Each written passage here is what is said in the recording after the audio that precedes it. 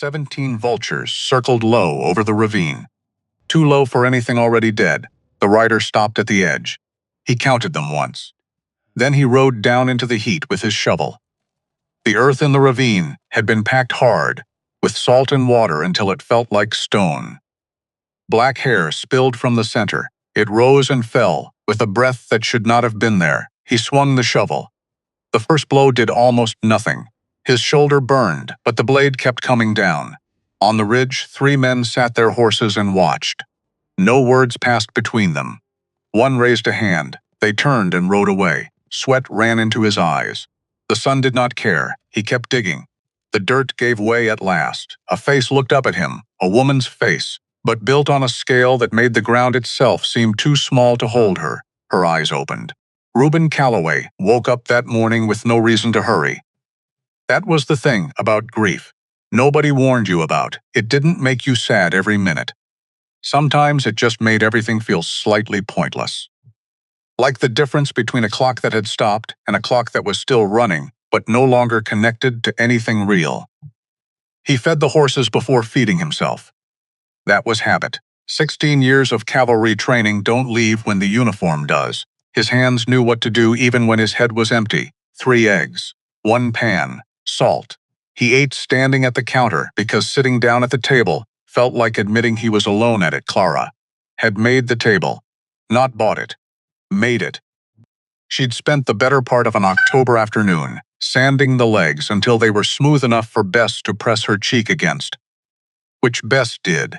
Every morning, she'd come downstairs half asleep and just lean her small face against the corner of the table like it was a living thing. Reuben didn't look at the table anymore if he could help it. He finished his eggs, rinsed the pan, put on his hat, Arizona, in July 1878. The kind of heat that doesn't ask permission. The east fence line had been bothering him for a week. 3 posts were leaning at angles that meant trouble when monsoon season hit. Not urgent, but the kind of thing that, if you ignored it long enough, became a crisis instead of a chore. So he went. He took Pepper, his mule, because Pepper was steady on rocky ground and didn't spook at rattlesnakes. And at 41 years old, Reuben had developed a strong preference for animals that didn't make his day more complicated than it needed to be. He was halfway to the East Ridge when he saw them. 17. He counted without thinking. Old habit from the war. When you see something unusual in the sky, you count it, you assess, you file it away. 17 vultures. They were low. Lower than they should have been for anything that had already died. Vultures circling high meant they'd spotted something dead from a distance. Vultures circling low and slow meant the thing they were watching was still breathing, still worth waiting on. Reuben didn't consider himself a man with a hero's instinct. He'd met men like that in the cavalry. Men who ran toward the screaming without thinking. He'd always thought those men were either very brave or very stupid, and the distinction usually became clear within about 30 seconds. He wasn't one of them. But he also couldn't ride past 17 vultures, circling something still alive, and just keep checking his fence posts. That wasn't heroism. That was just being a person. He turned Pepper toward the ravine. The smell hit him first. Salt, baked earth. Something underneath that he couldn't name right away but recognized somewhere in his chest.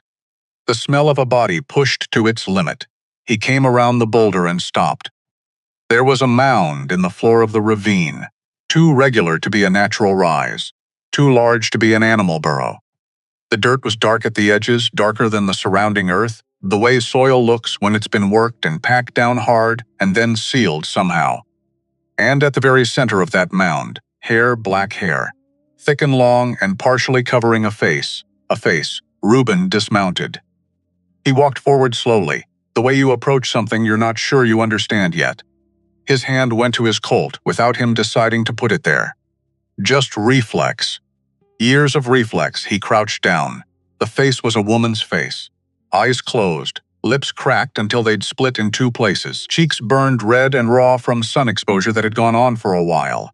A day at least, maybe 2, and the face was large. He registered that fact before he fully understood it. He registered it the way you register something that doesn't fit the category you've prepared for it. His brain said, "Woman." Then his brain looked again and said, "Wait." Her jaw was wider than his two fists placed side by side.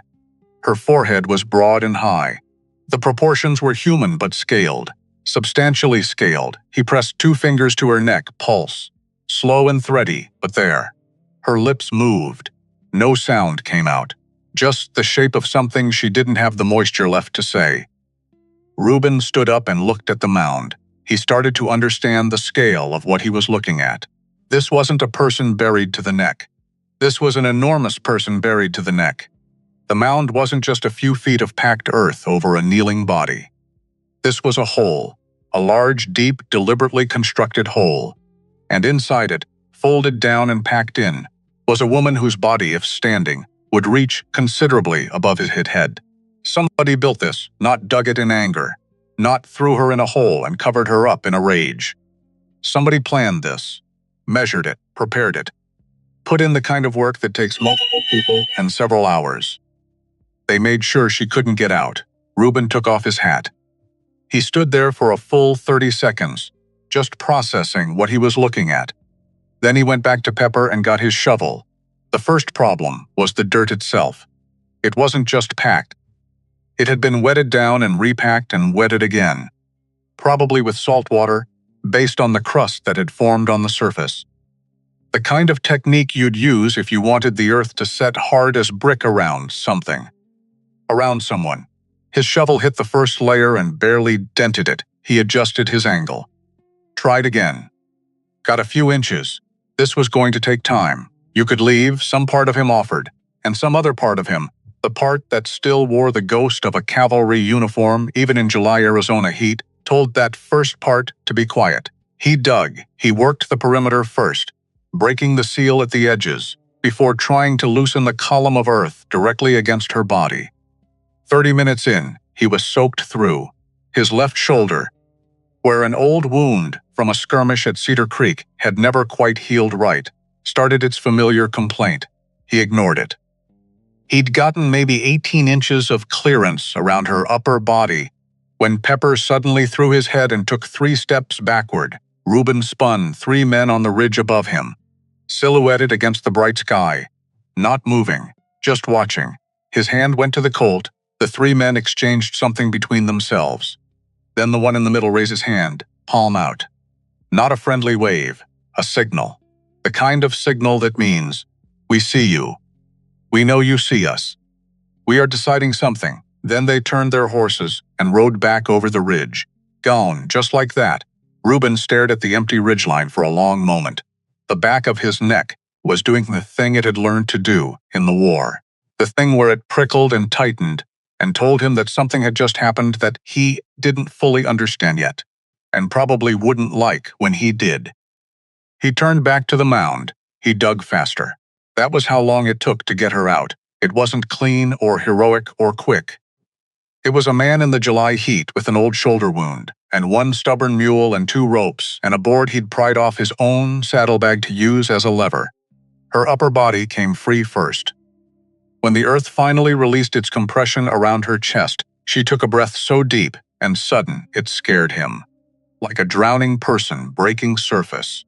Her eyes flew open for 2 seconds, dark and completely panicked, and then she was gone again, unconscious. But breathing better.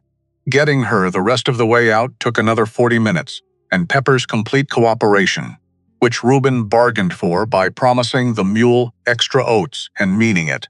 When she was finally lying full length on the floor of the ravine, Reuben stood back and looked. She was easily 2.5 feet taller than him, maybe more. Her hands, lying open at her sides, were each larger than his face. Her shoulders would not fit through his cabin door. Her clothing, what remained of it, was a coarsely woven garment that had once been practical and was now barely intact. She was a person, a large person. A person built on a scale he had never personally encountered before, but a person. He'd heard the stories, of course. Everybody in the territory had heard the stories about the people in the high country, the ones who lived up on the Redstone Plateau. But stories were one thing, and this was another thing entirely. This was a woman who was burned and half dead and lying in a ravine. While 17, vultures reconsidered their patience overhead. He got the water from his saddlebag. He tipped it against her lips slowly. Most of it ran down her chin. Some of it went in. He waited, tipped again. Then he stood up and thought about the most practical problem in front of him, which was, how do you move a person this size 8 miles to a cabin, on one mule, alone, in July? He looked at Pepper. Pepper looked at him with the expression of an animal who had seen many things and was willing to see more, but would like to register his general objection. I know, Reuben thought. Me too. He built a drag litter from 2 ash poles he cut from a scrub stand at the edge of the ravine, and his spare canvas tarpaulin. He lashed them together with everything he had. He reinforced the joints 3 times, because once he got her onto it, if the thing failed in the middle, there was no version of that where things went well. It took until mid-afternoon to get her loaded. He used a natural slope in the ravine wall, as a ramp of sorts, rolling her onto the canvas, with a combination of leverage and careful maneuvering that left him breathing hard and his shoulder screaming. She stirred twice during the process. Once she said something in a language he didn't recognize, a word, or maybe a name. It wasn't English. He filed that away. The journey back to the cabin took 2 hours. Pepper walked slowly and steadily, ears back with concentration, pulling a weight that the mule did not prefer, but managed with the stoic dignity of an animal who had long since made peace with the peculiarities of human beings. Reuben walked alongside the whole way. He didn't ride. Felt wrong to ride while she was being dragged. That probably didn't make any logical sense. He walked anyway. The cabin had 1 room, a wood stove, a table, 2 chairs, a bed against the south wall, and a window that faced east because Clara had wanted to watch the sun come up over the ridge, and Reuben had built the window where she pointed without asking why. He got Wren through the cabin door, sideways and at an angle, barely. Her shoulders cleared the frame by perhaps 2 inches on either side. He got her onto the bed, which she overflowed considerably in every direction. He put his spare blanket over what he could cover.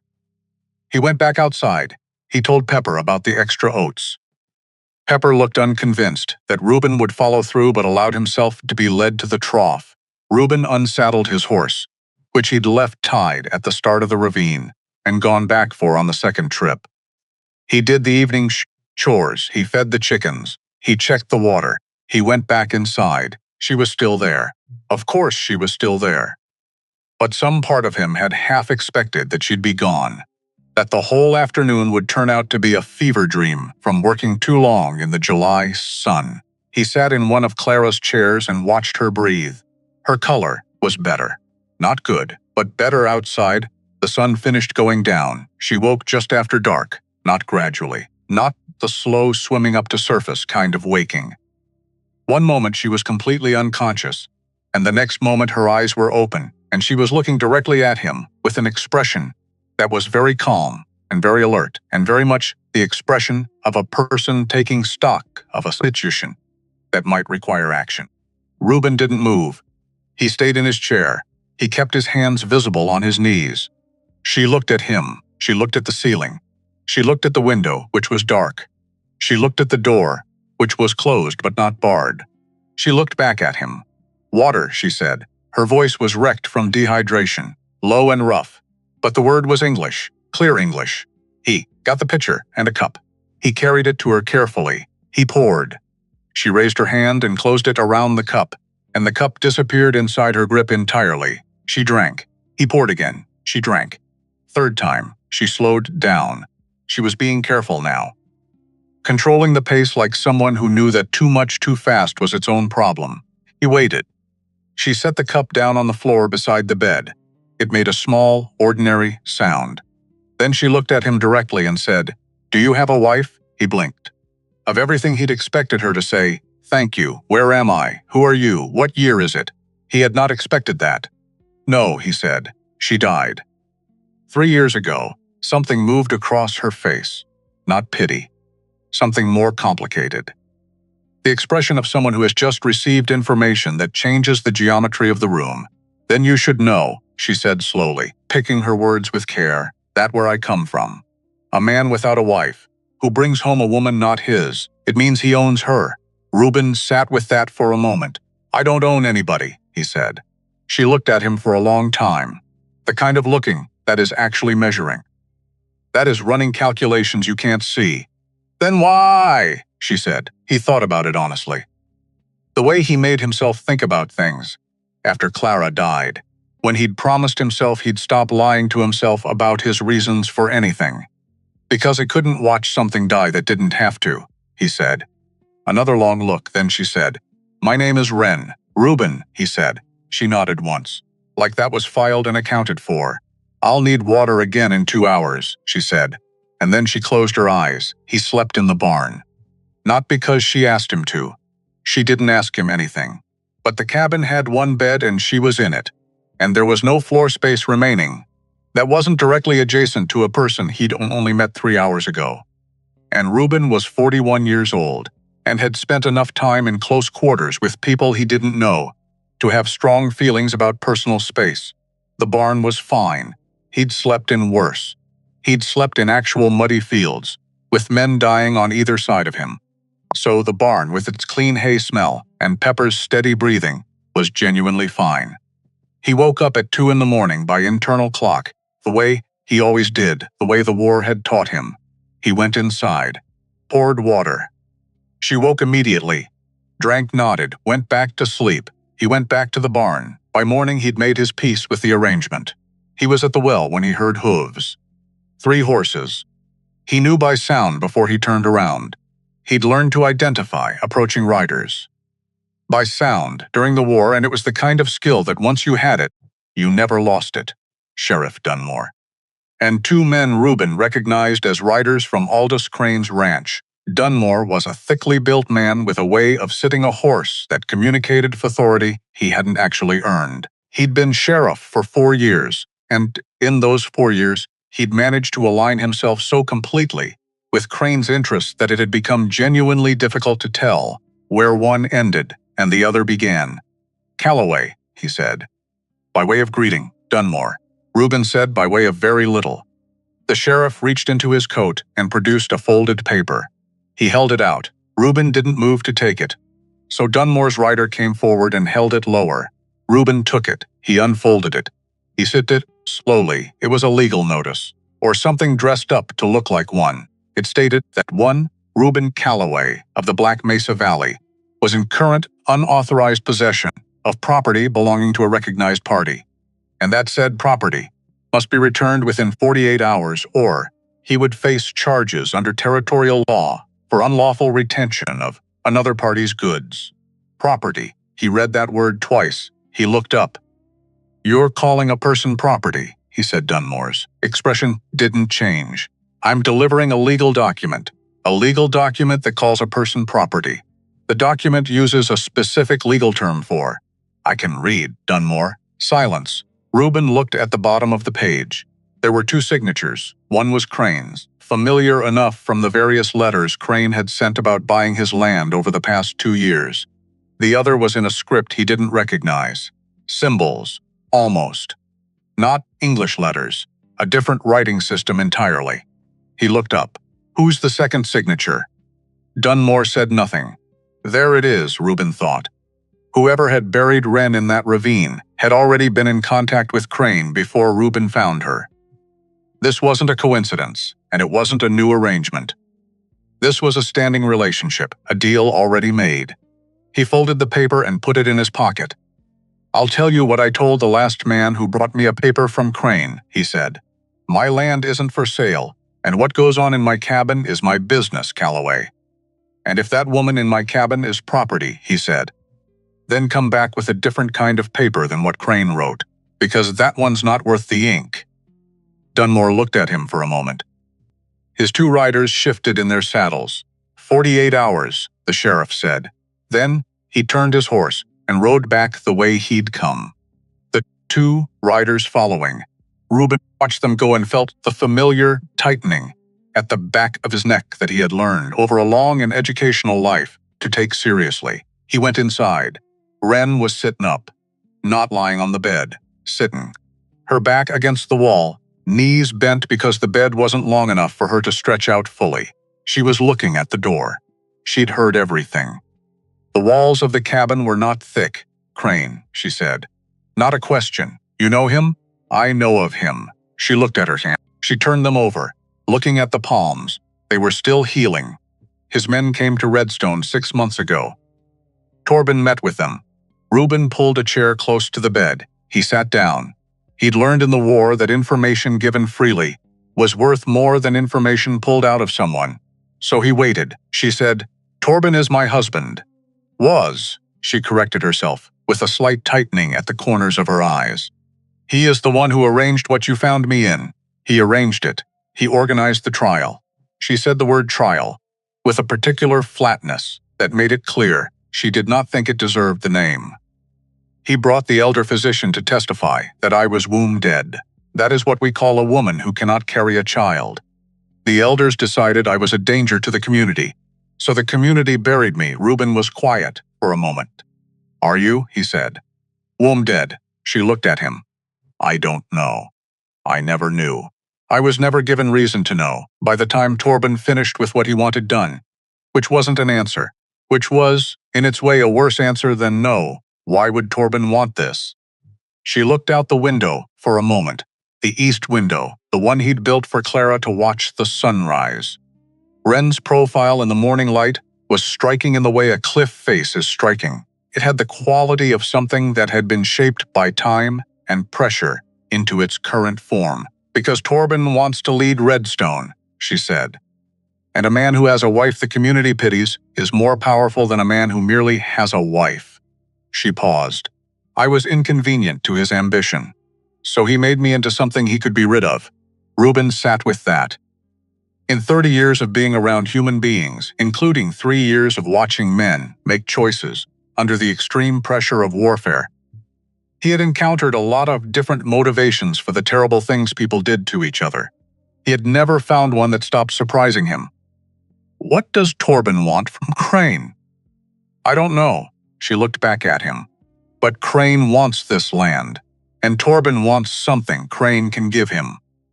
"Those two things found each other," she said it simply, like an observation about weather, like something that had stopped being painful and had become just factual. Reuben stood up. He went to the window. He looked out at his land. His modest, difficult, sun-cracked, drought-prone, difficult-to-love land that Clara had stood in and looked at and said, "Yes, here, this one." He thought about his 48 hours. He thought about Pepper, who would be confused by a sudden change of address. He thought about the grave marker under the juniper tree behind the cabin. Clara Calloway, and beside it the smaller one, Bess Calloway, both of them in the ground they'd chosen. He thought about what it would mean to leave. Then he stopped thinking about leaving. He made her eat. She didn't want to at first. Either pride or the lingering effect of dehydration had closed her appetite, and she waved off the bowl of corn porridge he offered, with a gesture that communicated, without ambiguity, that she didn't want it. "You lost 2 days of food and water to the sun," he said. "Eat the porridge." "I'm not hungry." "That's how you know you need it." She looked at him. He looked at her. He had dealt with Clara's stubbornness for 11 years, and had thereby developed considerable patience in the specific art of outlasting a person who had decided not to do something. He set the bowl on the edge of the bed. He went and sat in his chair. He waited. 7 minutes later, she ate the porridge. He didn't say anything about it. He just went to get more. That afternoon, he walked the perimeter of his land. He did this the way he always did when he was thinking something through. Movement helped. In the cavalry, they'd called it writing out the problem, which meant exactly what it sounded like. You put your body in motion and let the problem settle into the rhythm until you could see it clearly. The problems, as best he could count them. 1. Crane wanted his land. That was old news. Crane had wanted it for 2 years and had tried 3 different approaches to get it, each escalating in unpleasantness. 2. Whoever had buried Wren was in contact with Crane and had already agreed to something, which meant the pressure to hand her over and the pressure to sell the land were connected. Were probably the same pressure wearing 2 different hats. 3. 3 men had watched him dig her out and had chosen to leave without interfering, which either meant they were surprised and needed to report back, or they already knew she'd be found and were watching to see what happened next. 4. He was one man with a bad shoulder, a mule, and 40 acres that were not particularly defensible. Those were the problems. He walked to the juniper tree. He stood there for a while. He didn't say anything out loud. He wasn't a man who talked to gravestones. He just stood there and let the presence of the 2 names under the earth be what it was. He thought. I could go, he thought. I could sell Crane the land for whatever he offers, and take the money west and start over somewhere. Nobody knows my name or my losses. He thought Clara would think that was reasonable. Then he thought, no, she wouldn't. And he almost smiled. He walked back to the cabin. The sun was getting low when Silas came. Reuben heard his horse before he saw him, a big roan with a distinctive 2-beat gait because of an old knee injury on the left foreleg. Silas Rent rode into the yard, looking like a man who'd been riding hard and had news he didn't want to deliver. He was 55, Silas. He'd lost his right thumb at the Second Battle of Bull Run in '62. Lost it clean and had never spoken about it except once when he'd said, well, it was my least favorite finger anyway. He had a face that had been weathered into something interesting, like driftwood, and eyes that were sharper than most people expected from a man who moved as slowly as he did. Reuben, he said, dismounting with the careful deliberation of a man whose knees hadn't forgiven him for the war. Silas. You sitting on a problem. Come inside. Silas came inside. He stopped in the doorway when he saw Wren. He looked at her. He looked back at her. He reached up and took off his hat. Ma'am, he said. Wren looked at him. You were a soldier. Silas looked down at his missing thumb, then back up. That obvious? The way you stood in the doorway, you were checking the room before you came through. She nodded once. Smart. Silas put his hat back on. He looked at Reuben with an expression that said many things. They went outside. You found her in the ravine? Silas said this morning, and the men on the ridge? Reuben looked at him. You already heard. Word moves fast in a territory this empty. 3 men came back to Dustfall this afternoon. Reported to Crane that somebody dug up the giant woman from the Redstone people. Silas said it without editorial comment the way he delivered most information.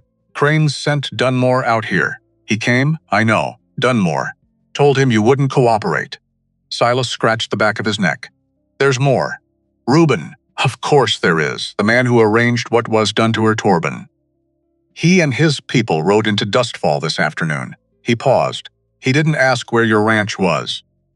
He asked which road led to the ranch with the evening smoke on the east side of the mesa. Reuben went still. He already knows which direction, he said. He's pointing himself at you, is what I'm saying. Tonight or tomorrow morning, at the latest. Reuben looked out at the valley. The last of the sun was sitting on the western ridge, red and heavy, the way it got in July when the dust in the air caught the light. He thought about Wren inside the cabin. Wren who had said, Do you have a wife? Wren who had drunk 3 cups of water and eaten porridge she didn't want, and told him her husband had arranged her death for ambition. How many? He said. He came in with 5, Silas said, plus himself. Reuben nodded. He was quiet for a long moment. You staying? He asked. Silas looked at him with the expression of a man who found the question slightly insulting. Where else would I be? He said. They went back inside. Wren was on her feet. She'd moved the table and one of the chairs to create more space for herself, which was both practical and, Reuben noticed, careful. She'd moved this without damaging them. She was standing at the east window, looking out at the fading light. She turned when they came in. He's coming, she said. Not a question. Tonight or morning, Reuben said. She looked at him, then at Silas, then back at him. I can leave, she said. Go back to Redstone. Face them there. Alone, Reuben said.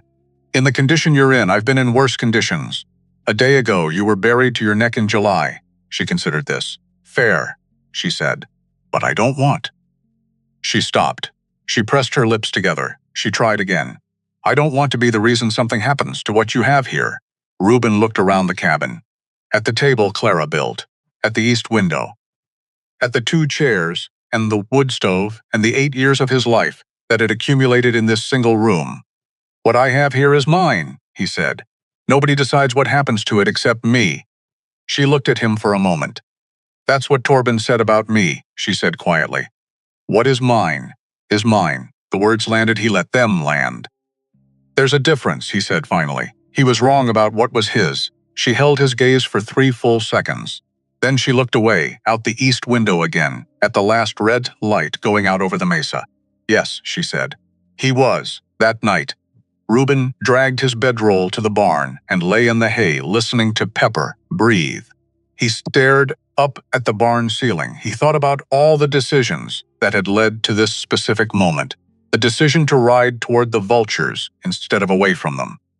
The decision to spend 3 hours digging. The decision to say no to Dunmore.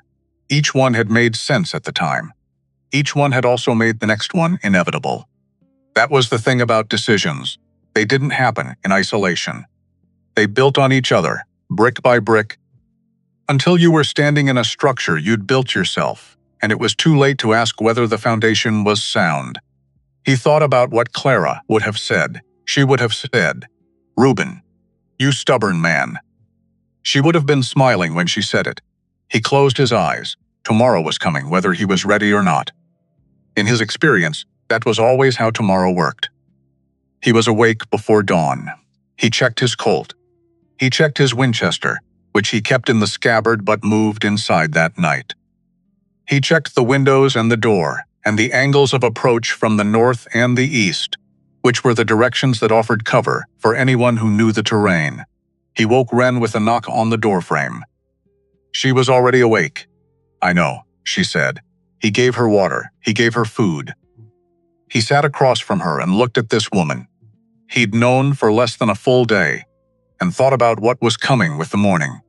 "Tell me about Torben," he said. She looked at the cup in her hands.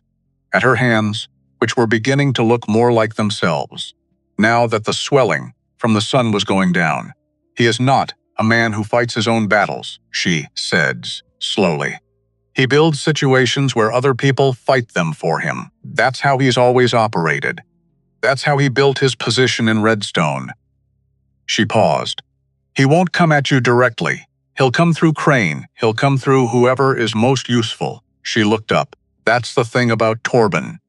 He's very good at finding what people want and offering it to them at exactly the right moment." Reuben thought about that.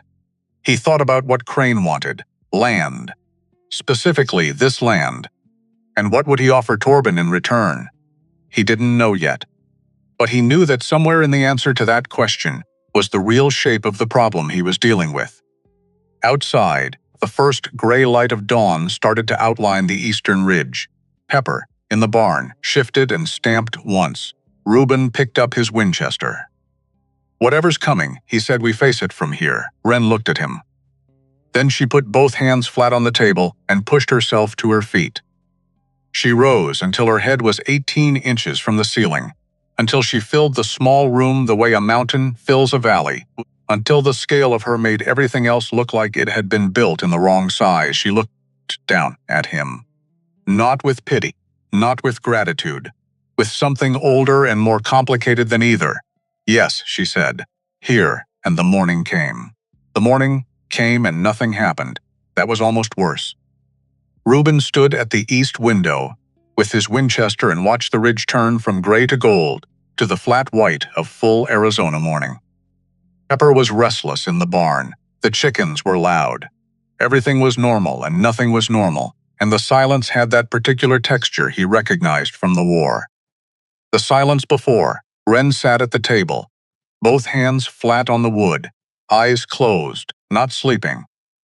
Listening, Silas was by the north window with a shotgun across his knees, nursing a cup of coffee he'd made himself without asking where anything was, because Silas had been in enough different men's kitchens to know where things generally lived. An hour passed. Then another. By mid-morning, Reuben let himself breathe at a normal rate again. Not all the way, but part way. "He didn't come," Silas said. "He didn't come yet," Wren said. Without opening her eyes, Silas looked at Reuben. Reuben looked at Wren. She's right, he thought. Of course she's right. She knows how Torben operates. He's making us wait, Reuben said. He's making us tired, Ren corrected. Those are different things. Silas pointed at her with his coffee cup. I like her. She was on her feet by noon. Not steady, not confident, but on her feet. Moving around the cabin with the careful deliberateness of a person who had decided that lying down was no longer an option, regardless of what her body was suggesting. Reuben watched her navigate the space. The ceiling cleared her by inches. The table came to her hip. Every piece of furniture in the room was the wrong size for her, and she moved through the mismatch with a kind of dignified patience that reminded him of something he couldn't immediately name. Then he remembered. Clara's father. A tall Dutch farmer who'd visited once. Staying in a house that had not been built for his height, folding himself into chairs and ducking through doorways and never once commenting on the indignity of it. Just adapting, quietly, the way strong people do. You need something to do, Reuben said. Ren looked at him. I'm doing something. You're standing in the middle of my cabin not falling over. That's not the same thing, she considered arguing. He could see her consider it. Then she said, the roof is leaking above the north window. I could see the watermark from the bed. He opened his mouth to say that was on his list. She was already moving toward the door. I'll need materials, she said. I have shingles in and something to stand on. Your ladder will not hold me. He looked at the ladder leaning against the barn wall. He looked at her. He looked at the ladder again. I'll figure something out, he said. So that was how, at noon on the second day, Reuben Calloway found himself constructing a reinforced platform out of 2 sawhorses and the planks from his old hay wagon, while a woman who couldn't fully stand upright inside his cabin waited with her arms crossed and the patience of someone who had learned to wait for things that were worth waiting for. She went up the side of that cabin like it was nothing, like the scale of it was simply not relevant to her. She reached the roof, assessed the damage, and had half the bad shingles pulled before he'd finished handing up the replacement stack.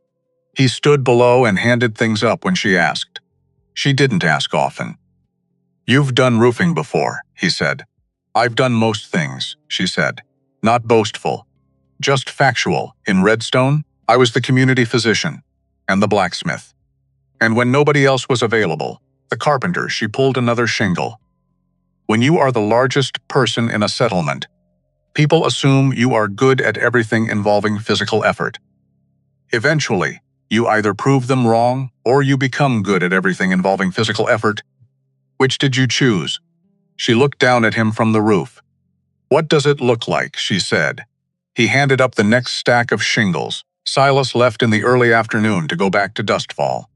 Not because the situation had resolved. Because information was its own kind of weapon. And Silas, with his forge and his position as a man who fixed things people needed fixed, was inside the flow of information in ways that Reuben, out here on his 40 acres, was not. I'll send word if anything moves, he said. Through the usual way, Reuben said. Silas tapped the brim of his hat at Ren. She nodded back. The entire exchange took approximately 4 seconds and communicated more than most conversations 3 times as long. Then he rode, and Reuben and Ren were alone on the property, which was fine, completely fine. Not strange at all. Stop it, he told himself. She's a person you pulled out of the ground 2 days ago. Act like an adult. He went to check the fence line. She found him there an hour later. He heard her coming before he saw her. Not because she was loud. Because the ground had a particular quality of vibration when someone her size walked across it, not quite trembling. More like the land acknowledging she was there. She came to stand beside him at the fence. They both looked at the valley. It was a good valley, even objectively. Even to someone who hadn't spent 8 years building a life in it. The mesa to the west caught the afternoon light in a way that turned the red rock amber. The cottonwoods along the creek were the particular green of things that had found water in a dry place. The grass in the low fields, sparse, but there, moved in the small wind that came up every afternoon at this hour. It's beautiful, Ren said. Yes, he said. You're not leaving it. It wasn't a question. She was reading him, the way she'd been reading him since she first opened her eyes in that ravine and found him standing over her with a shovel. "No," he said. "Even though staying is harder, leaving is harder," he said. "You just don't feel it the same way." She was quiet for a moment. The afternoon wind moved through the cottonwoods. "My people say," she said slowly, "that a place becomes yours not when you build on it, but when you put your grief into its ground." He looked at the juniper tree, at the 2 small markers underneath it. He didn't say anything.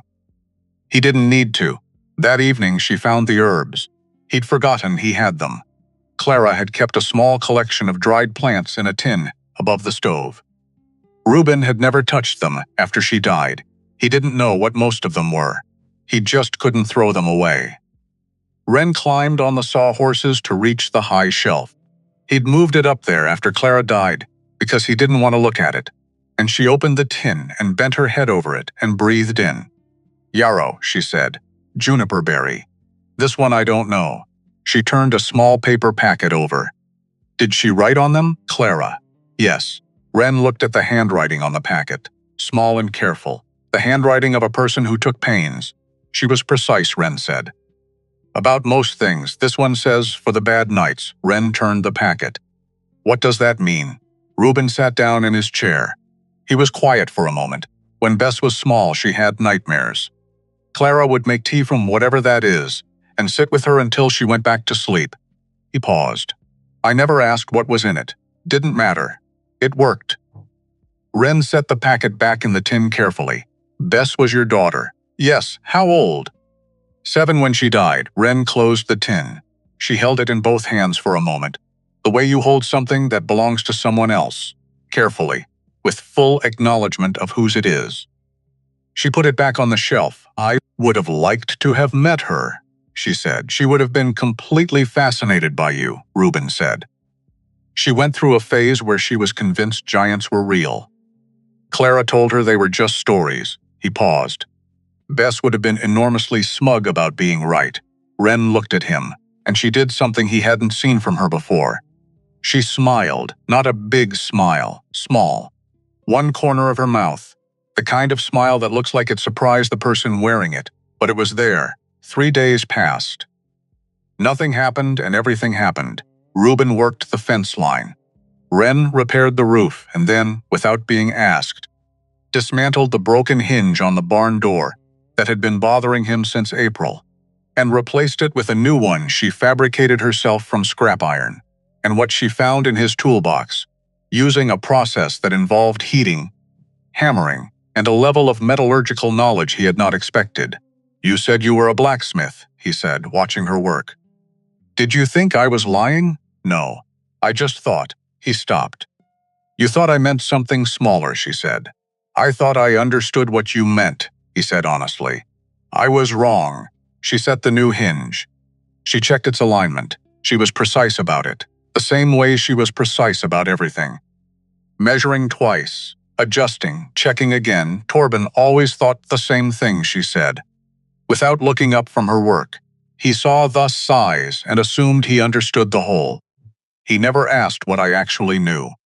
What I could do. She tightened the last bolt. Men like that build their power by making other people small. It's easier than building themselves large. Reuben looked at the new hinge, solid, clean, perfectly seated. "His loss," he said. She looked up at him then. That small surprised smile again. "Yes," she said. "It was." On the 4th night, Reuben told her about Clara. He didn't plan to. He was checking his ammunition by lamplight, and she was at the table making notes on a piece of paper. Writing, he'd noticed, in 2 different scripts. English and the redstone symbols. And the lamp was low, and the night was quiet in that particular way that makes telling the truth feel less dangerous than usual, he said. "I was late getting back to Clara that last winter." She stopped writing. "I'd taken a job south of the border. Tracking work. Good money. I told her I'd be back before the cold set in." He set a cartridge down on the table. Then another. "I wasn't. First frost came early. She and Bess managed fine. But the blight hit the well water in October, and by the time I got home in November, they'd both been sick for 3 weeks. Wren was very still. Clara never said anything. Not one word about me being late. She just said you're back and made room for me in bed and was dead. 6 weeks later." He stopped. He started again. "Bess lasted until February." The lamp flame moved in a small draft from somewhere. "I've been trying to figure out for 3 years what I would have done differently," he said. "If I'd come home when I said I would. If I'd been there when the water first went bad. Maybe nothing would have changed. Maybe I'd have gotten sick too. But maybe," he stopped. Maybe was a word he tried not to use. It was a useless word. It was a word that pointed at a door that was sealed shut and asked you to keep looking at it. Wren put down her pen. "My mother died when I was 9, she said. "In Redstone. When a mother dies before her time, the community tries to determine what caused it, what went wrong. Who was responsible?" She paused. "They decided it was me, because I had been born large, because my size had made the birth difficult. Because she had never fully recovered." She looked at her hands on the table. "I was 9 years old and the community decided. I was the reason my mother was dead." Reuben was quiet. "Did you believe them?" he said. "For a very long time," she said. "Yes," he looked at her. "And now? Now I know that people need reasons," she said. "And sometimes the reason they choose is whoever is standing closest." She picked up her pen. "You were not responsible for the blight in the water, Reuben." He didn't say anything. "You know that," she said. "You just haven't decided to stop blaming yourself yet." He looked at the cartridges lined up on the table. "Clara was very direct too," he said. "I know," Wren said. "That's how you can live with a woman who is direct." She looked back at her paper. "You've had to practice," he almost laughed. It came out as something between a breath and a sound that might, under different lighting, have been considered a laugh, closest enough. Silas came back on the 5th day. He came at a canter, which was how Reuben knew, before he dismounted, that the news was bad.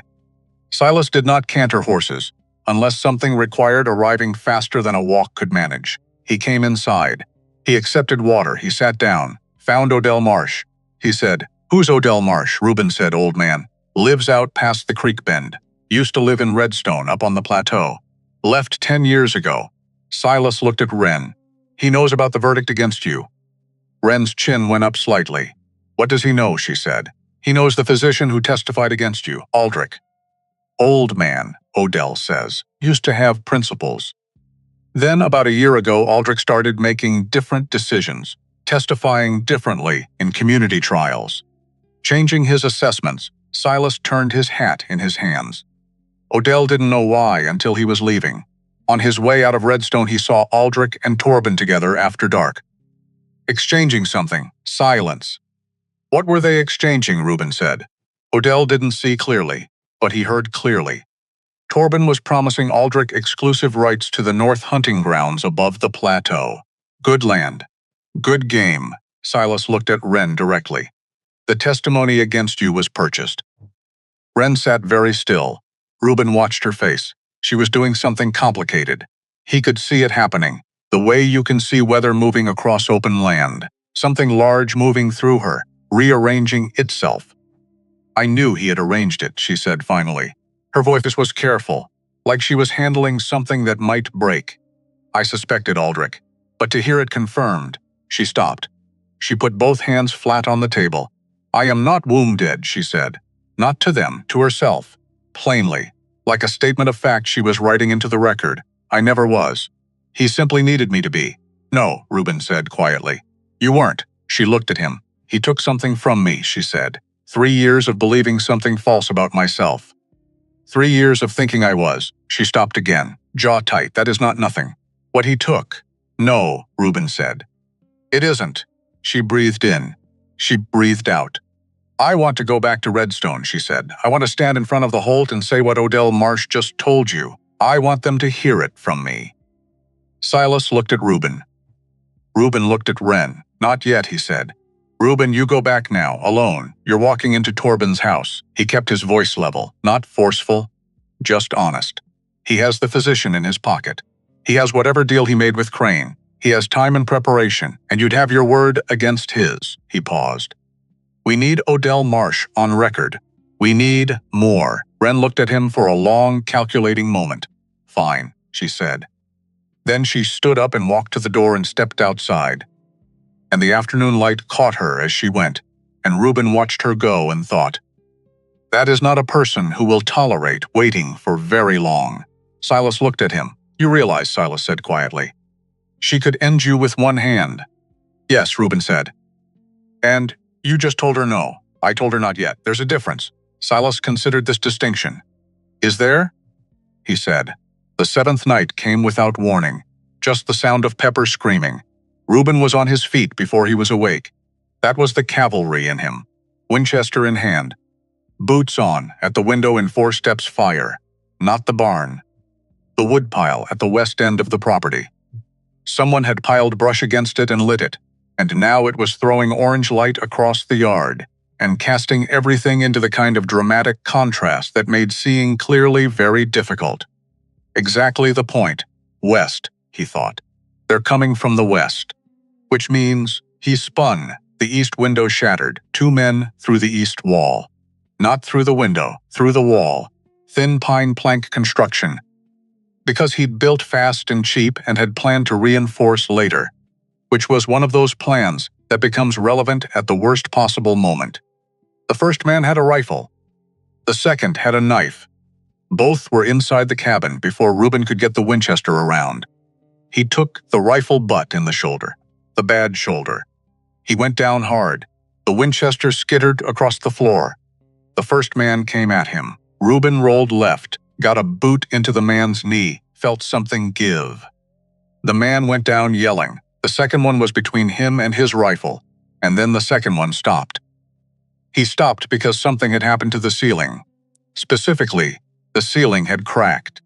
Wren had been in the barn. She'd taken to sleeping there, not because anyone asked her to, but because the cabin was dead genuinely too small for her to be comfortable. And she'd said so without any drama, just practicality. But she'd heard Pepper. She'd come back. She came through the east wall, not through the hole the men had made, through a different section of wall entirely. Because when a person her size needs to move quickly, doorways are suggestions. The second man looked up at her. She looked down at him. He made a decision. He left through the same hole he'd come in. The first man, whose knee Reuben had compromised, tried to follow and made it approximately 12 feet, before Wren stepped outside and put one hand on the back of his collar and lifted him off the ground, the way you lift a coat off a hook. "Who sent you?" she said. The man said nothing. He was busy being lifted. "Who sent you?" she said again, patiently. "Like a teacher, with a slow stewed Crane," the man said. "It was Crane." She set him down, not gently, but not as hard as she could have. "Go," she said. He went. Reuben sat on the ground in his ruined cabin. His shoulder was bad. Not broken, he didn't think, but not good. He breathed carefully and took stock of the damage in the room. The east wall had 2 new holes in it. His table was overturned. One of Clara's chairs had been knocked against the stove, and the back leg was cracked. Wren came back in. She looked at the chair leg. She looked at him. "I can fix that," she said. "I know you can," he said. She crouched beside him, which brought her to approximately his seated height, and looked at his shoulder. She put her fingers against it carefully. He hissed. Not broken," she said. "That's what I thought. You were right." Once, she moved to the shelf for the medical supplies she'd organized on her second day there, because she'd found his medical supplies in 3 different locations, and organized them in one without being asked. She cleaned the shoulder. She worked efficiently and without unnecessary commentary, which Reuben appreciated. "It was from the west," he said, "the fire. To move my attention. Yes, they knew the layout of this property. They knew the east wall was the weak side. Yes, that means someone who has been here told them." She stopped her work for a moment. "Who has been here recently?" She said. He thought about it. "Dunmore. The 2 Crane riders. Silas, not Silas." He was certain about that, the way he was certain about very few things. Dunmore. Yes. The sheriff had been on this property plenty of times in 2 years of land pressure from Crane. He'd walked the yard. He'd seen the angles. Dunmore, Reuben said. Wren pressed a cloth to his shoulder. "So not just a man who delivers papers." "No," Reuben said, "not just that." She tied off the bandage. She sat back on her heels. She looked at the holes in the east wall, the overturned furniture, the broken chair leg, the general evidence of a night that had not gone according to anyone's hopes. "They will come back with more," she said. "Yes, and we now know Dunmore is Crane's man, which means we cannot go to the sheriff for help." "No." She looked at him. "You're very calm about this," she said. "I'm very tired," he said. "It looks similar." She stood up and righted the overturned table, which she did one-handed, and put it back in its place. "Sleep," she said. "I'll watch until morning," he wanted to argue. But his shoulder was speaking to him very clearly, and his body was in complete agreement with Wren, and outnumbering his pride 2-1. He lay down on his bedroll. He was asleep in 4 minutes. In the morning, he thought about Clara. Not because he was trying to, just because the east window, even broken, still faced the right direction. The light still came through it the same way. And at a certain angle in the first hour of morning, that light still caught the corner of the table the same way it always had. Clara standing at that window with her coffee. Clara saying, "You always wait too long, Reuben. You wait until a thing is undeniable before you deal with it." He thought she was probably right. He thought she was usually right, which had been occasionally irritating during the marriage, and was now just something he held on to because it was hers. Wren was outside. He could hear her moving, the soft percussion of her steps on the morning ground. He got up, he made coffee, he brought a cup outside. She was standing at the juniper tree, not touching it, just standing near it, looking at the 2 markers in the ground. Her back was to him, and he couldn't see her face, but her posture was careful. The posture of someone being respectful of something that isn't theirs. He walked to her. He held out the cup. She took it. She looked at the smaller marker. "Bess," she said. "Yes." She liked muffins. He looked at her. "I never told you that. It's carved into the stone," she pointed. "Underneath the name. Underneath the dates. He'd carved it himself 2 years ago, on a Sunday when he'd needed to do something with his hands and his grief. Just the 2 words. Loved muffins. Because that was Bess. That was the most best thing he could think of. She would wake up on Saturday mornings, and the first thing she said, before hello, before good morning, was, "Are we making muffins today?" He looked at the stone. "Yes," he said. She did. Wren drank her coffee. He stood beside her. They were quiet for a while. "I want to tell you something," Wren said. "All right. When Torben began the process against me, the trial, I didn't fight." She wrapped both hands around the cup. "I had believed for so long that I was the problem. The one who was too large, too capable, too difficult to manage, that when he pointed at me and said, 'There, that is what is wrong,' some part of me thought he was right." She paused. "It is very easy to believe the worst thing about yourself when enough people say it." He didn't say anything. "Being here," she said. "Watching you not look at the table. Watching you look at the table and then decide to look at it anyway." She stopped. "You didn't stop carrying them. Clara and Bess. You just kept going. Carrying them." He waited. "I didn't know people could do that," she said. "In my experience, people either put grief down or it destroyed them. You're doing something else." "I don't know what I'm doing," he said honestly. "I know," she said. "That's what makes it real." Silas came back on the 8th day, fast again. Canter again. Except this time there was something wrong with how he was sitting on the horse. Reuben was at the gate and running before Silas reached it. The blood was visible at 20 yards, left arm. Something had hit him and hit him badly. He was still upright by what seemed to be pure stubbornness, which was very on brand for Silas. "I'm fine," Silas said, as Reuben reached him. "You're not fine. I'm more fine than you think. You're bleeding through your shirt." "Yes, but I'm upright." "Silas, I have news." Reuben got him off the horse. Wren appeared from the barn, and between the 2 of them they got Silas inside and into the chair closest to the lamp.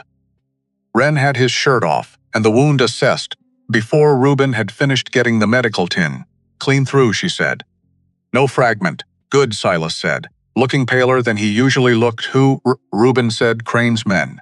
2 of them, at the forge. Apparently I asked one question too many about the arrangements between Crane and someone from Redstone, and word got back." Silas breathed carefully, while Wren pressed a cloth to the wound. "But I got the answer first." "What answer?" "Crane made a deal with Torben. He gets Wren. Crane gets... He stopped while Wren tightened the cloth. Crane gets your land and the access road through the valley. Torben gets Crane's men to back his claim to leadership in Redstone, armed backing. White men with rifles supporting a Redstone political claim. He looked at Reuben. Torben's not just trying to get rid of Wren.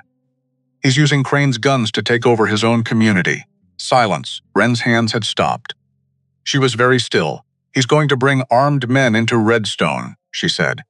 That's what Odell heard. Crane's men in Redstone. She stopped. Her jaw worked. There are children there, old people.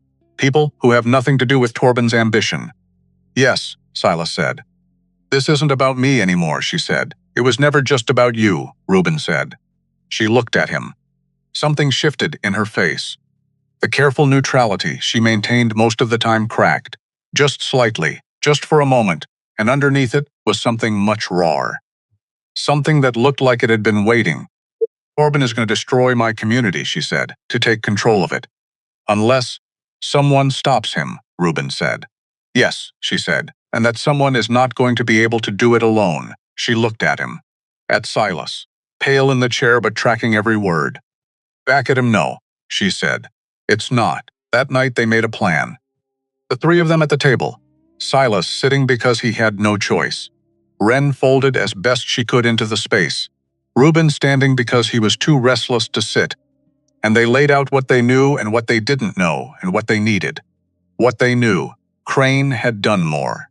Crane had armed riders. Torben had 6 men from Redstone, plus whatever Crane would send.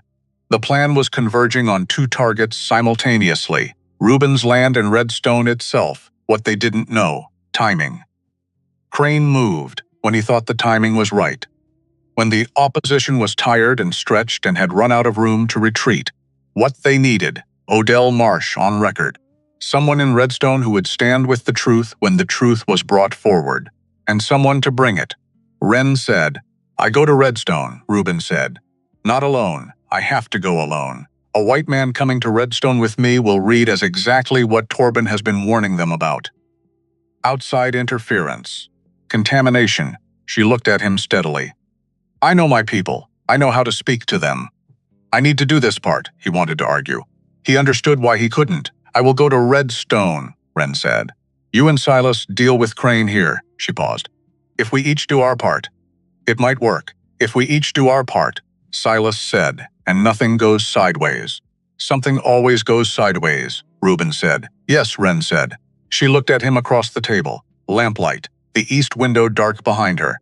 The smell of the burned woodpile still faint in the night air. Are you afraid? She said. He thought about being honest. He decided to be honest. Yes, he said. She nodded. Good, she said. That means you understand what this costs. He looked at her. What does it cost you, he said. She was quiet for a moment. I was born in Redstone, she said. I learned everything I know there. My mother is buried there. She turned the coffee cup in her hands, and Torben turned it into a place that tried to kill me. So I have to go back, and I have to stand in the place that tried to kill me. And I have to make it something I can live with again. Reuben was quiet. Or, she said, I spend the rest of my life carrying the version of Redstone where they buried me. And that is not a version I am willing to carry. He understood that. He understood it completely. He thought of a table he couldn't look at and had looked at anyway. All right, he said, we do it your way. She let out a breath. Not relief exactly. More like the sound of someone who has been holding something heavy and just shifted their grip. Thank you, she said. He shook his head. Don't thank me, he said. Come back. Silence. Silas looked from one to the other with the expression of a man watching something he had the wisdom not to comment on. I need more coffee, Silas announced. Anyone else need more coffee? Nobody answered. But Reuben went to the stove anyway and brought the pot to the table. Because that was what you did. You sat at the table. You poured the coffee. You made a plan. And in the morning, whatever was coming would come, and you would face it from here. Because here was the only place you had. Here was everything. She left before dawn. No ceremony. No long goodbye.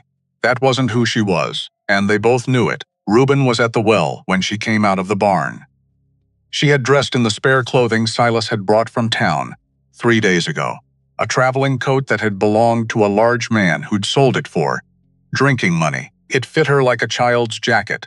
She'd made adjustments, practical ones, the kind that worked without being pretty. She carried nothing except what she needed. She stopped in front of him. He handed her the water canteen. She took it. "Odell Marsh will be at the livery in Dustfall by mid-morning," Reuben said. "Silas arranged it. He'll ride with you to the Redstone approach." "I know, don't go up the main trail. There's a West Ridge path that Reuben." He stopped.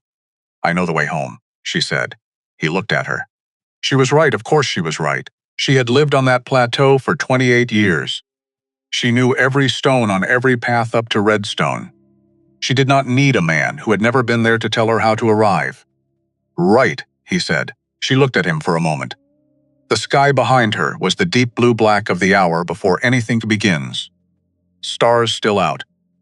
"No wind yet. Come back," he said. She nodded once. Then she walked. He watched until she disappeared into the dark between the cottonwoods. Then he went inside and loaded everything he had. Silas was at the kitchen table when Reuben came in, both arms wrapped and useless. Coffee cup sitting in front of him untouched because he hadn't figured out how to lift it yet. The coffee was already made. Reuben didn't ask how. Some men find a way. He looked like a man who had not slept but had thought very hard in the dark for several hours. "She's gone," Reuben said. "I heard her leave." Reuben sat across from him. He poured coffee. They didn't talk about Wren. There was nothing to say about Wren that was useful. She was either going to be all right or she wasn't, and the outcome of that was entirely in her own hands now, which was exactly where she would want it. "Crane?" Silas said. "Crane," Reuben agreed. "He'll move today. He's been building to it for a week. He knows we know about Dunmore now, which means his legal cover is gone. Only play he has left is force." Silas turned his cup. "He'll come with everything. How many? 8 riders. Maybe 10. Plus Dunmore and whatever badge wearing he can drum up to make it look legitimate. 12 men, give or take." Reuben looked at the east window. The light was starting. That first gray suggestion of a sun that hadn't committed yet. "2 of us," he said.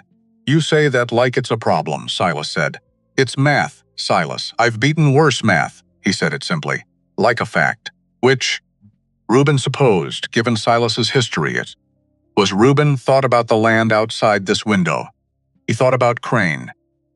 About a man who had spent 2 years writing polite letters and sending polite representatives and making polite pressure. All of it designed to wear Reuben down by slow attrition. All of it designed for a man who was tired and sad and eventually too exhausted to keep saying no. Crane had miscalculated, not the situation. He'd read the situation correctly enough. He'd miscalculated what would happen when a man who had already lost everything decided there was nothing left to lose. "We used the terrain," Reuben said. "Tell me." So he told him. They spent the morning preparing. Reuben had been a cavalry sharpshooter, which meant he'd spent years learning to fight in situations where being outnumbered was the starting point, and the question was how to make up the difference with positioning, angles, and the willingness to stay calm when everything was loud. He knew this land. He knew where the ground dipped behind the North Corral. He knew where the approach from town narrowed between 2 outcroppings that funneled riders into single file. He knew that the roof of the barn offered a sight line that covered the entire yard and most of the access road. He knew the juniper tree offered cover if you stayed low. He didn't want to fight from behind Clara's tree. He noted the option and moved on. They dug 2 shallow trench positions behind the stone water trough. Silas, one-armed and without complaint, helped pile loose sandstone from the broken section of the east wall into a low barrier near the barn door. Not glamorous, not impenetrable, but enough to change the geometry of an approach. They checked weapons. Reuben's Winchester, his Colt, a spare revolver he kept in the barn. Silas had his shotgun and a Remington he'd brought in his saddlebag. "You know what I keep thinking about," Silas said. Loading the shotgun, one-handed with the practiced ease of a man who'd had years to learn the adaptation. "Don't," Reuben said. "I keep thinking about the second Bull Run, Silas. We were outnumbered 4-1, And Henderson said the exact same thing you said this morning. He said it's the math. Henderson died at Bull Run. He did. But not because of the math. Silas snapped the shotgun closed. He died because he panicked. The math was fine. Reuben looked at him. The math is not fine, Reuben said. The math is fine, Silas said cheerfully. They came at mid-morning. Reuben was on the barn roof. He'd been up there for 2 hours, lying flat, hat off, watching the road. He heard them before he saw them. The particular sound of multiple horses moving in coordination, not casual, not exploratory. Purposeful, 10 riders. He counted twice, plus Dunmore in front with the badge catching the morning light, plus Crane himself, which was unusual. Crane did not typically attend his own confrontations, which meant he was very confident, or he wanted to make sure it was finished. Probably both. Reuben stayed flat, breathed slow. The old discipline settling into him like it had never left, which it hadn't. 15 years out of uniform and his body still knew exactly what to do when the situation called for it. Crane stopped his group 50 yards from the gate. He was a compact man, well-dressed for the territory. He'd always struck Reuben as someone who worked hard at appearing civilized, as if civilization were a costume rather than a condition. "Calloway," he called. "Nothing. I know you're here. Your horses are in the corral." He paused. "I'm going to be direct with you. Since we've danced around this long enough." Reuben waited. "This land was never going to stay yours," Crane said. "I'm not saying that to be cruel. I'm saying it because it's true. Men like you, men who are here because they're running from something, they don't hold land. They hold on for a while and then they stop holding." He looked around the property. "You've held longer than most. I'll give you that." Reuben's finger rested outside the trigger guard, not on it, outside it. He was a precise man about that particular discipline. "I'll offer you this," Crane continued. "Walk out now, with your friend and your mule and whatever you can carry. I'll give you $200 and a head start, and we'll call the rest of it finished." He let that sit for a moment. "Or you can make this harder. But I'm telling you clearly, there is no version of harder that ends well for you." Reuben looked down the length of the Winchester. He thought about Clara saying, "You always wait too long." He thought about Wren saying, "Come back." He thought about a chisel and a piece of juniper wood and 2 names that weren't there yet. $200, Reuben said. Crane's head moved. He was recalibrating. He hadn't been certain where the voice was coming from. "That's my offer," Crane said. "For 8 years, Reuben said. For a well I dug myself and a fence I built post by post and 2 graves under the juniper tree."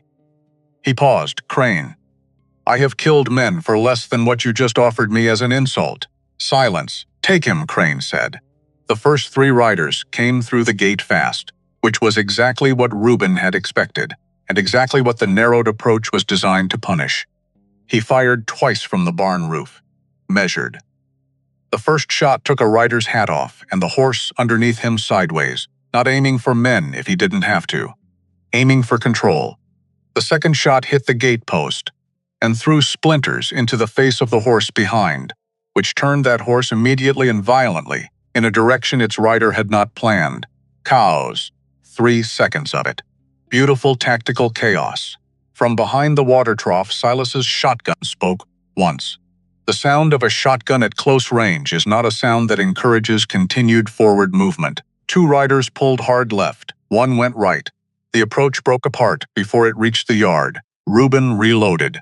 Fast, the Winchester's lever action, which he had kept in perfect condition for 15 years, because his life had depended on this rifle more than once. And he'd never found a reason to be careless about things that mattered. Crane's men were reorganizing, not panicking. Professional, most of them, which meant this wasn't over. Dunmore had moved to the left flank, which was toward the east side of the property, the weak side, the side with the holes in the wall that hadn't fully been repaired. He knows the layout, Reuben thought. Of course he does, Silas, Reuben said, not loud. Just enough. I see him, Silas said. 3 riders broke left, hard, toward the east wall. Silas came out from behind the trough, because the trough wasn't positioned for that angle and he knew it. He moved to the corner of the cabin. One-armed, shotgun at the shoulder. He took up a position that covered the east approach. Reuben shifted on the roof. He had to move to keep Dunmore in sight, and moving meant visibility, meant skyline. The shot came from the tree line at the north. It clipped the barn roof 6 inches from his left hand. There's a shooter in the trees. He'd miscounted. Not 10 plus Dunmore plus Crane. There was at least one more he hadn't seen come in. He rolled right, came up in a different position. His thigh, the second shot found him.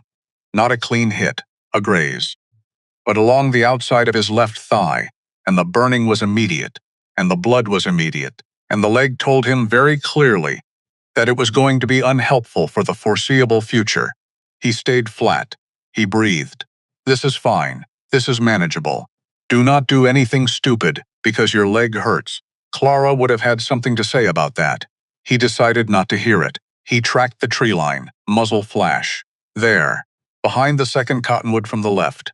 One shooter, rifle, from the sound, single action, which meant after each shot, the shooter had to reset, which meant there was a rhythm. Reuben counted. He came up on the count. He fired once. The tree line went quiet. Below in the yard, Silas had held the east approach but taken a hit to his good arm. Both arms now. Reuben could hear him moving, which meant he was still moving, which was what mattered. Dunmore had made it into the yard. Reuben saw him from the roof. Badge. Gray horse. The particular posture of a man who has convinced himself that a badge makes him untouchable. It's done, Calloway, Dunmore called up. I've got a deputy holding the creek road. There's nowhere to go. Reuben looked at his leg, looked at the yard, looked at Crane, who was now moving forward, slowly, confident. He thinks he's won. Reuben thought. He's waiting to watch me give up, Dunmore, Reuben said. Last chance. How long have you been selling your badge to Crane? A pause. That's not what. How long? Longer pause. You can't prove. 2 witnesses, Reuben said. Living ones. And a signed letter you delivered with name on it, and a second signature that doesn't belong to anyone in this county. He let that sit. You really want this to be your last official act as sheriff? Helping a man take land by force? Silence. Reuben kept his eyes on Crane. Crane's posture had changed. He'd heard the word witnesses. Crane was a man who operated in the gap between what he did and what could be proven. The gap was everything to him. Start filling the gap with witnesses, and the whole structure became unstable. I want my land, Crane said. His voice was different now, less composed. That's all this has ever been. That's all I want, I know, Reuben said. That's the problem. You want something that isn't yours. Everything in this territory belongs to someone who took it from someone else. Don't talk to me about what's mine and what isn't, Reuben breathed. He thought about that for a moment. Because Crane wasn't entirely wrong. The history of land in this territory was a history of taking. That was the fact underneath all of it. He wasn't innocent of the larger story. But the larger story wasn't the only story. Those graves under the juniper tree, Reuben said. You take this land. You'll put a fence post through one of them to square your boundaries. And that will be the thing that ends you. Not the law, not witnesses. Me. Long silence. Crane looked at the juniper tree. He looked at the 2 markers. His face changed. Not guilt. Men like Crane don't do guilt. It was the face of a man who has just found an item missing from his calculations and doesn't like what that means. He raised his hand. His riders stopped. We'll finish this in court, Crane said. Looking forward to it, Reuben said. Crane looked up at the roof one more time. Then he turned his horse. Dunmore hesitated. Then he followed. One by one, the riders withdrew, until the yard was empty. Until the only sounds were pepper in the barn and Reuben's own breathing, and the particular quality of silence that comes after violence has passed through a place and left it shaken, but standing. He lay on the barn roof. His leg was bad, but not catastrophic. Silas appeared in the yard below, both arms bandaged now, looking like he'd had better mornings, but also like he'd had much worse. Math, Reuben said from the roof. Silas looked up. The math was fine, he said. Reuben got off the roof by sliding and then dropping, and then landing badly on his bad leg, which communicated its displeasure in terms that left no room for ambiguity. He got inside. He dressed the leg wound himself. Tight, direct pressure. He'd done this before on his own, in conditions considerably worse than his own kitchen floor. The bleeding slowed. He sat with his back against the table leg and looked at the ceiling and waited for the world to stop spinning. Silas came in. He looked at Reuben's leg. Field dressing, Silas said. Don't. I'm just saying Wren would do it better, Silas. She would. I know. He closed his eyes. I know. The afternoon settled around them. Quiet. In the way the aftermath of things is always quiet. Not peaceful. Just exhausted. Reuben thought about Wren. She'd been gone since before dawn. It was now past noon. The ride to the Redstone approach was 4 hours, up the plateau trail. Another hour at least. He didn't know what was happening up there. He hated that. She knows what she's doing, he told himself. She has known what she's doing since, before you found her. Which was true. Which did not make the not knowing easier. He sat on the floor with his back against Clara's table and watched the east window and waited. The smoke started at 3 in the afternoon. He smelled it before he saw it. He knew that smell. He was out the door before he'd finished the thought that went with it, bad leg and all, moving fast across the yard toward the source.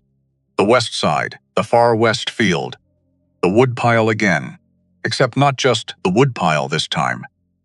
The woodpile, and the fence rail and the dry grass along the west field, and the wind, which had come up in the afternoon the way it always did, was taking the fire east, toward the cabin, toward the barn, toward the juniper tree. Reuben ran. He didn't know how she was there. He didn't have time to ask. Only later, much later, when the fire was cold and the yard smelled like wet ash, did she tell him. She had reached the Holt by mid-morning. The deliberation had taken less than an hour, not 3. Because Torben had made his mistake in front of everyone before the council even voted. Because Hesta had already been waiting to speak for 3 years. And when she finally opened her mouth, the words came out fully formed, needing nothing added. So Wren had started back down the mountain by noon. She had smelled the smoke at 2 miles. She had run the last mile. Reuben didn't think about any of that yet. His leg was loudly opposed to this decision. He ran anyway. He reached the water barrel at the west side and grabbed the bucket. He threw water at the base of the woodpile, then again. The fire was not small. It had been burning for at least 20 minutes before the smoke reached him. Someone had set it and left. Crane's final move was the oldest one, not force. Fire, because he'd done the math too. He knew he couldn't take the land by force today. But a man who loses his buildings and his field in a fire and has no resources to rebuild will sell cheap, or leave, or both. Reuben threw another bucket. The smoke was getting thick. He could feel the heat from the fence rail catching. The dry July grass was the problem. If it jumped the fence into the east field, it would move fast. Reuben, he spun. She was there, Wren. Standing at the edge of the yard, still in the traveling coat, trail dust on her face and hands, eyes taking in the fire and the smoke, and the distance between the two, and moving very fast through all of it. How long, she said. 20 minutes at least. She was already moving. He had seen Wren move before. He had seen her work. He knew she was strong and he knew she was fast, but what he saw in the next 40 minutes recalibrated his understanding of both. She pulled the burning fence sections apart with her bare hands, threw the pieces into the cleared dirt where they couldn't spread. She grabbed the empty water barrels from the barn and carried both weights to the creek and back, covering ground in strides that ate distance differently than ordinary human movement. She built a fire break along the east edge of the west field by dragging a section of uprooted corral fence and laying it in the grass, creating a line. She worked without stopping, without looking at her hands, without saying anything. Reuben worked beside her, throwing water, directing where to break. His leg was beyond complaining at this point. It had moved into a kind of silent, ongoing statement about poor life choices that he acknowledged and continued ignoring. Silas appeared with the second bucket. One arm. Still there, the 3 of them. By 5 o'clock, the fire was out. The woodpile was gone. 20 feet of west fence, a section of the far field that would take 2 seasons to recover. The barn wall on the west side was scorched but standing. The cabin stood. The juniper tree stood. The 2 markers underneath it, shaded by the branches, were untouched. They stood in the yard and looked at what was left, which was most of it, not all of it, but most. Reuben looked at Wren's hands. She'd burned them, not severely, but the palms were red and one blister had already formed across the pad of her right thumb. "You're burned," he said. "I know. You should have, I know," she said again. She looked at her hands like they were mildly interesting. "Like they belonged to someone else. You came back," he said. "I said I would." "The plateau. It's done." She lowered her hands.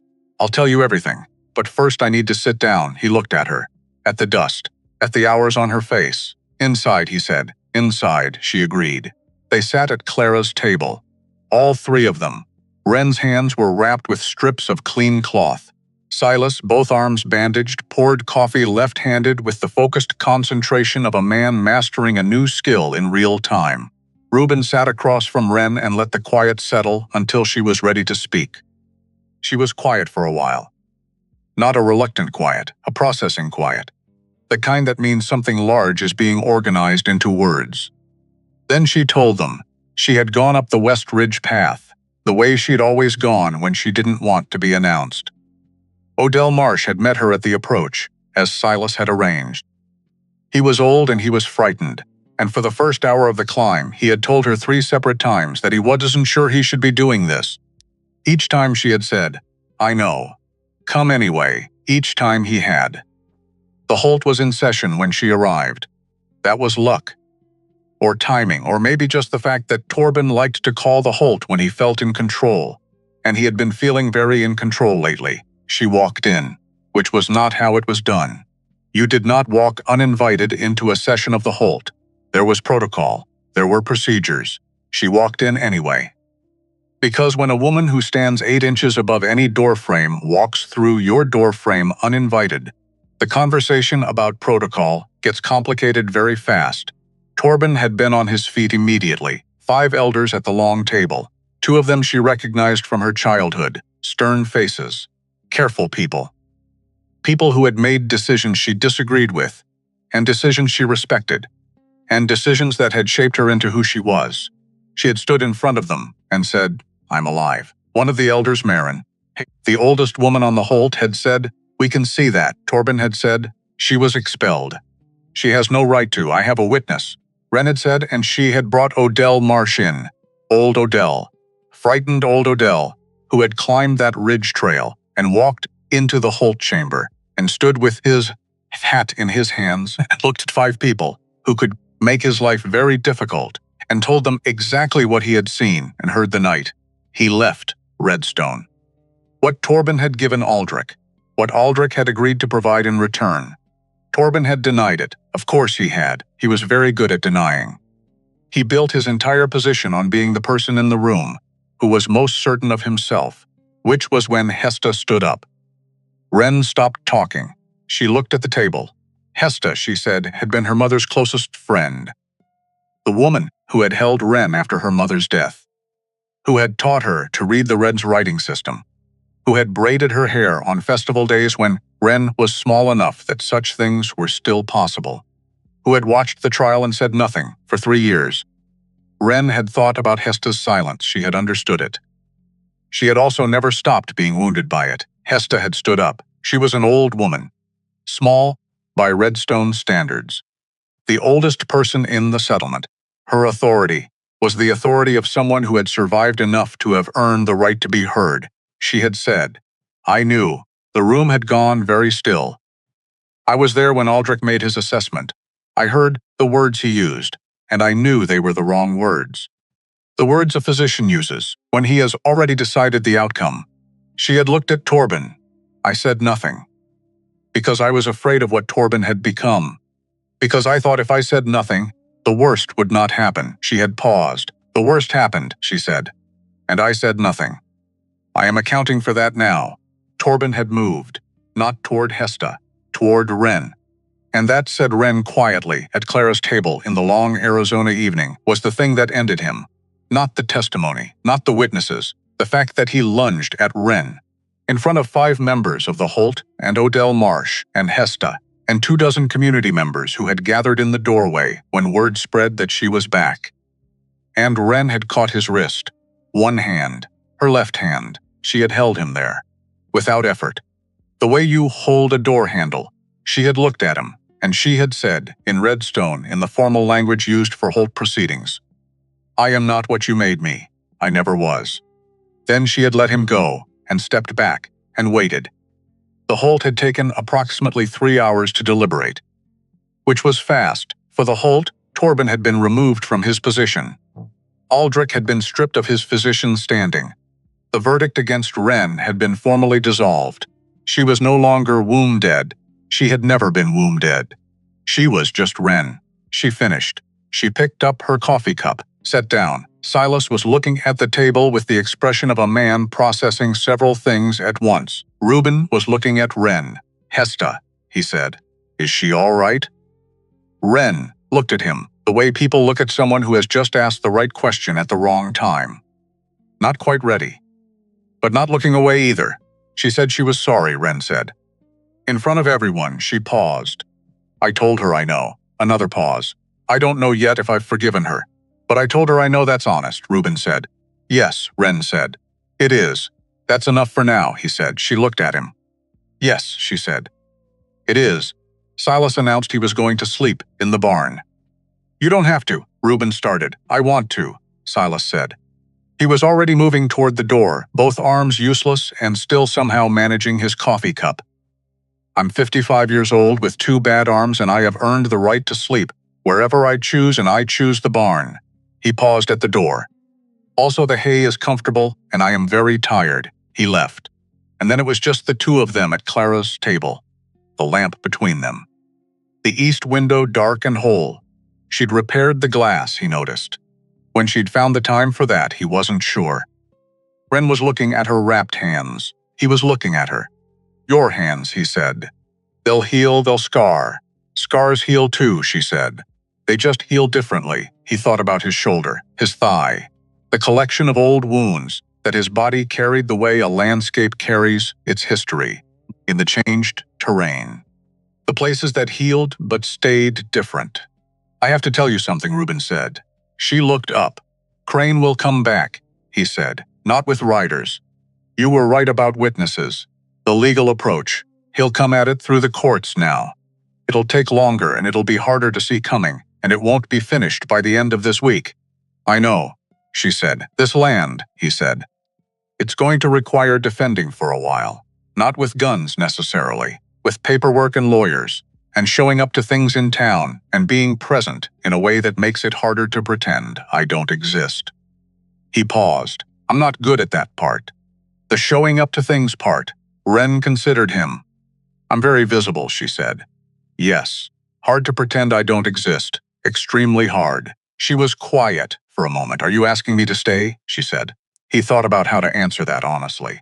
"I'm telling you," he said carefully, "that this land is going to be hard and the situation is not finished, and Hesta needs you and Redstone needs you. And you have a full life to reconstruct that has nothing to do with this cabin or this valley." He paused. "I'm not asking you to give any of that up, but," she said, "but I would like you to come back," he said. "When you can. If you want to." She looked at the lamp for a moment. "In Redstone," she said, "when two people decide to build a life together, they carve their names into the threshold of the home. Both names, together. Not one inside and one out." She looked at him. "It means, this threshold belongs to both of us. Neither of us is the guest." He was quiet. "I don't have a threshold carving," he said.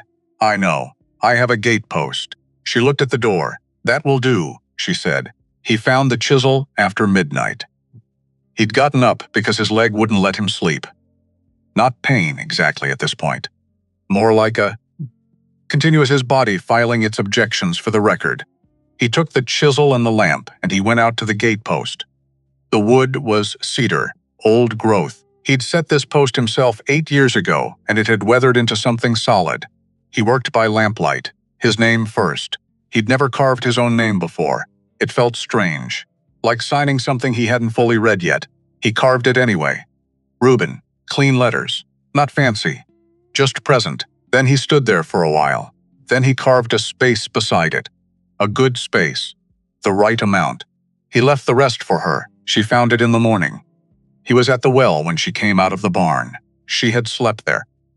He knew because he'd checked at some point, in the small hours, standing in the dark looking at the barn door, which was absurd, and he was aware it was absurd. She walked to the gatepost. She looked at his name. She looked at the space beside it. She went back to the barn and came out with the small knife she carried, the one from Redstone, dark-handled, the kind of blade that had done a lot of work over a long life. She stood at the gatepost. She carved her name, Wren. She stepped back. They both looked at it, Reuben, Wren, two names on a cedar gatepost in the morning light. Not a declaration of love exactly, not a wedding, not a promise of anything specific beyond the next day, and whatever it contained, but a threshold, both names on it. Neither one the guest. 3 days later, Hesta came, not alone. 3 other women from Redstone, all older, all carrying something bundled in cloth between them. They stopped at the gate, at the post with 2 names on it. They looked at the names. Hesta looked at Wren. Wren looked at Hesta. Something passed between them that Reuben couldn't name. Something too long and too complicated for a single expression. Years of it. Grief and failure and love. That hadn't been enough. And the painful, ongoing work of deciding what to do with love. That hadn't been enough. Then Wren stepped forward and put her arms around the old woman. Hesta disappeared into the embrace. Small and held. Reuben looked away. Some things aren't for watching. The women brought a blanket. Woven on the Redstone plateau, in the way the Redstone women had been weaving for generations. Deep red and cream and a thread of dark green. Running through it, that Wren said came from plants that only grew on the upper ridge. The pattern along the border was one Reuben didn't know but Wren, traced with her finger, and told him it was called the returning pattern. For things that go away and come back. For seasons. For people. They said it was for the child that would come. Reuben opened his mouth to say something, and Wren looked at him sideways with an expression that said, "Not now." So he closed his mouth. But later, when the women had gone, when Hesta had gone, when Silas had wandered off to check on something or other, in the way Silas wandered off when he sensed a conversation was about to happen that he didn't need to be present for, Reuben picked up the blanket. He looked at it for a moment. The returning pattern, he said, yes. Wren said they assumed. Hesta said the spirits showed her. She paused. Hesta says a lot of things. He looked at her. She looked back at him with the particular expression she had when she was allowing something to be known without saying it directly. The expression she'd been allowing a little more often lately. "Well?" he said. "Well?" she said. He folded the blanket. He set it on the shelf, next to Clara's tin, not replacing it. Beside it, Silas was elected sheriff of Dustfall 6 weeks later. He hadn't run for the position so much as been assigned it by collective community exhaustion, with all alternatives. He'd agreed on the condition that nobody expected him to wear a proper hat, because he'd been wearing the same hat for 11 years, and he wasn't stopping now. He came to tell them on a Sunday afternoon, rode up to the gate, looked at the post with the 2 names and said, "I need a deputy," Reuben said. "I'm not a deputy, I know. I'm asking anyway, who's your first candidate?" Silas looked at Wren. Wren looked at Silas. "You can't deputize me," she said. "I'd break your jail." She looked at the post with 2 names. She looked at Silas. "The jail needs replacing anyway," she said. Which was not a no. In the cabin there was a new shelf. Wren had built it the previous week, higher than the old one, reinforced. Sexside for her reach, which meant it was sized for the room, which meant the room finally had a shelf that made sense for the space it was in.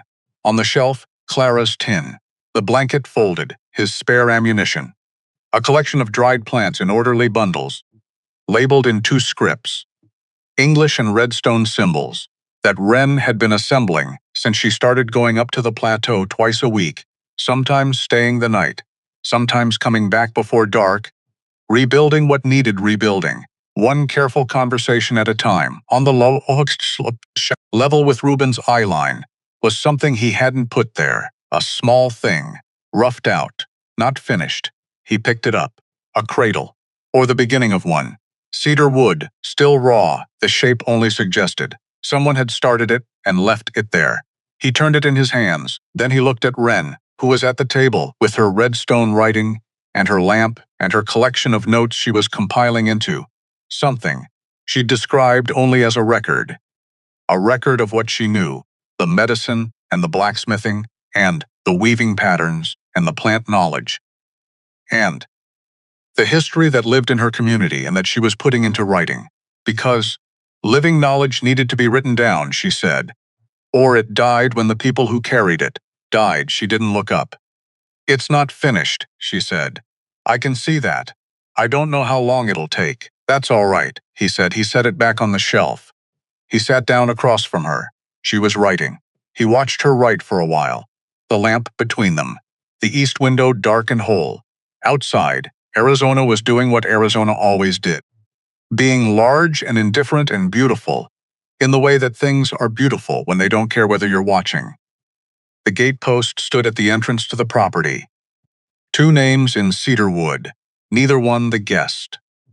And in the cabin on the new shelf a small rough cradle waited, not making any promises, just waiting the way the future does when you've earned the right to have one.